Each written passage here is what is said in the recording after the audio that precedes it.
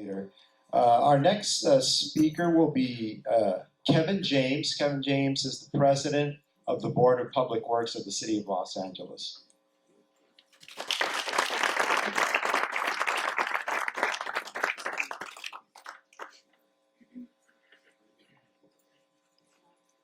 Thank you, Alan. I just listening to what the Deputy Chief said a moment ago about not saying a whole lot and saving the time for questions, I think is a valuable way to go. I will just spend a few minutes to talk about some things that we're doing at the city that I haven't heard about yet, although recognizing that we may hear some of it when we get to just some opening remarks from each of the representatives that we have here from the city that may want to share a few things before we get to the questions. I also am going to go through the questions with our representatives from the city. So those of you that have additional questions, the earlier you get them to Kristen, who can get them up to me. I do this a fair amount anyway, this style of question and answer. It gives me a chance to kind of organize the questions so that I can move through them more rapidly and efficiently to get as many in the time that we have as possible. First of all, I do want to thank all of you for being here tonight. It really does make a big difference in what we're able to do in the city of Los Angeles to be effective when we're dealing with the kind of circumstance that El Nino has brought to us this year. I heard both on our task force telephone call, which has been a daily call this week, I'll talk briefly about that in a moment, from Jim Featherstone, who heads up our emergency management department.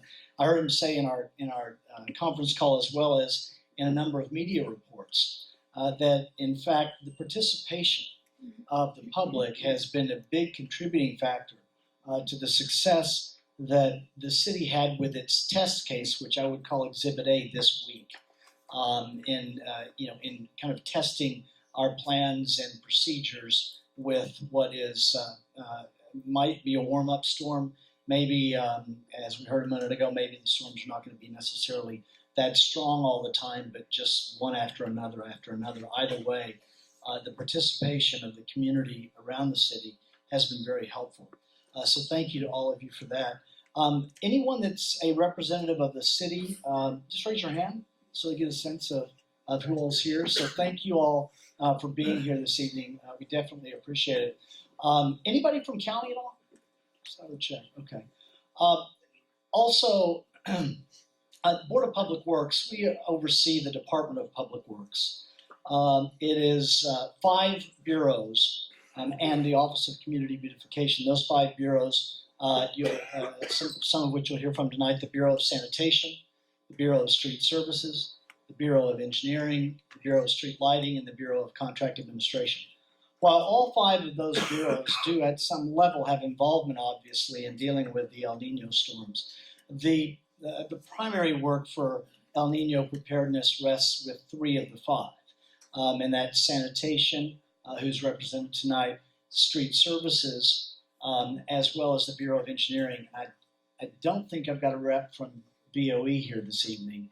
So, and looking through some of the questions, one thing I did want to add, while some of the information I'm going to have related to BOE, to the extent some of the questions need additional follow-up, what I'll do, Kristen, is get the Bureau to write the responses, and you can distribute it to everybody via email. So that way every question gets a satisfactory response, or at least a response one way or the other. And finally, in addition, a couple of things about street services, because a representative from Street Services is from the Urban Forestry Division. I did want to talk a bit about what we're doing in El Nino with repaving, and some of our pavement preservation program and how that changes during a storm. There were a couple of pothole events that happened today. One of them, a Caltrans event that happened on one of the freeways. Another one, a pothole off of La Cienega. That generated kind of a flurry of news reports today that we responded to.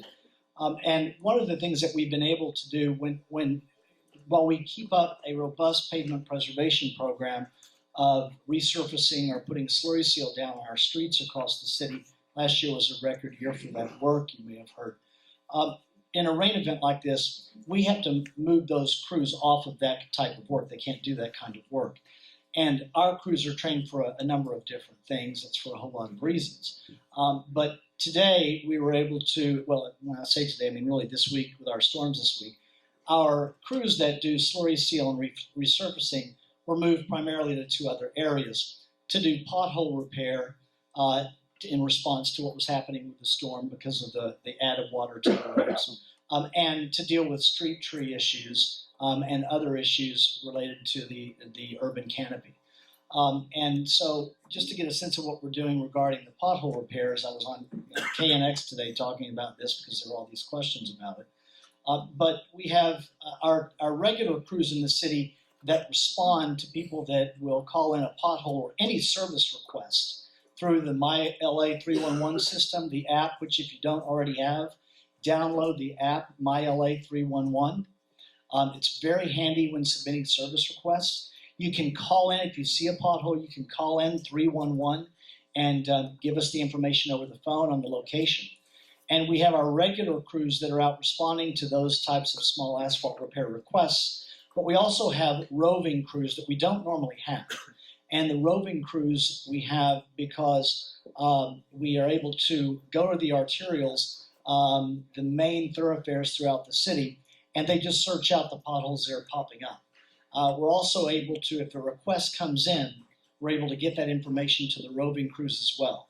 So even in a storm event like we had this week, we were able to keep our pothole repair time under the 3-day response average, which is a goal. If that pushes up because of additional storms, obviously the response time will increase as well. Something that the Bureau of Street Services has been doing in preparation of El Nino also, in partnership with the Bureau of Sanitation, you may have heard in the news reports as well, in additional street sweeping around the city of Los Angeles. I know there are questions related to some of the street sweeping that has to take place in the hillsides. There are added challenges, obviously, with that.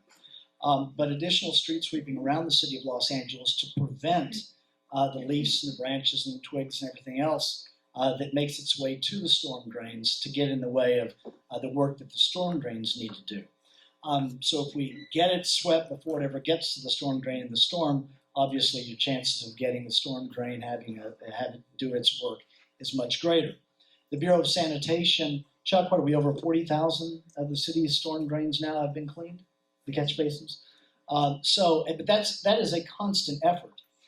Just yesterday, a storm drain that, by the way, I live on Kirkwood Drive. I moved into Kirkwood Drive January 1, 1993.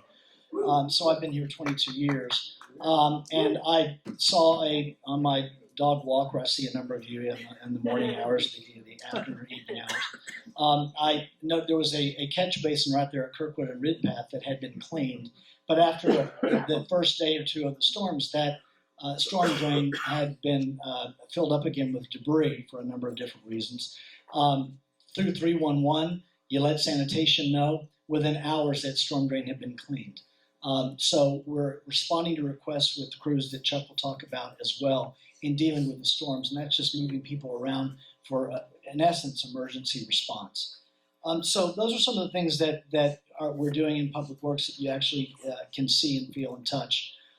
Regarding the El Nino Task Force, the mayor's executive directive, I think it's Executive Directive 14, regarding our El Nino preparedness plan. There are a number of interesting and great things that have come out of that, including something with technology, of course, getting all of the cell phone providers to work in partnership. So if one tower goes down, they can use the bandwidth, in essence, from the other towers, even though it's a competitive company, to cooperate for notifications that go out in the storm. That takes me to elninola.com. elninola.com. Please visit that website, sign up for the notifications, and that way we can get notifications to you based on your area, your GPS location, things that we need to send out through that. We're not going to sell your information. That's not something the business the city is in. It's not going to be a marketing tool or anything like that. But it's elninola.com. And well, that's notifyla.org. But elninola.com will take you to notifyla.org, and that's where you need to sign up, as Krista mentions, for the notifications. But please definitely do that. We have a weekly task force meeting, conference call every Wednesday at 2 o'clock in normal time. When we have a storm event like we did today, we do it as needed. It was at least every day this week. We had 4 o'clock yesterday, 10 a.m. this morning.